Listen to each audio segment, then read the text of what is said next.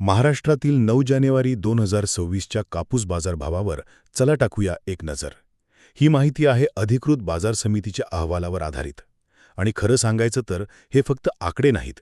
यातून राज्यभरातल्या बाजाराची 3 वेगवेगळी चित्र समोर येत आहेत, जे शेतकरी आणि व्यापारी दोघांसाठीही खूप महत्त्वाचं आहे. तर पहिली गोष्ट म्हणजे भावांमधली मोठी तफावत. आता बघा, वर्ध्याच्या सिंधी बाजारात सर्वसाधारण भाव होता 8,150 रुपये प्रति क्विंटल. आणि त्याचवेळी नागपूरच्या काटोलमध्ये तो होता फक्त 7,550 रुपये. म्हणजे सरळ सरळ प्रति क्विंटल 600 रुपयांचा फरक. याचा अर्थ तुम्ही कुठल्या बाजारात जाता यावर सगळा खेळ अवलंबून होता. दुसरी गोष्ट, मालाच्या आवकेमधली विषमता. याचंच एक उदाहरण म्हणजे नागपूर जिल्हा. तिथल्या सावनेर बाजारात तब्बल 400 मेट्रिक टन कापसाची आवक झाली, तर दुसरीकडे त्याच जिल्ह्यातल्या हिंगणा बाजारात आवक होती फक्त 2.1 मेट्रिक टन.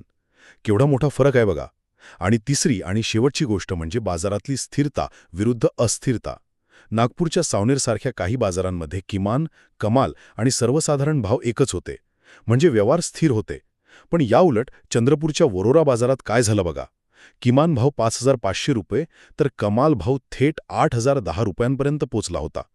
ही भावातली प्रचंड चढउतार दाखवते. थोडक्यात सांगायचं तर 9 जानेवारीला महाराष्ट्रातील कापूस बाजारात ठिकाणानुसार भाव, आवक आणि स्थिरता यात मोठी भिन्नता होती.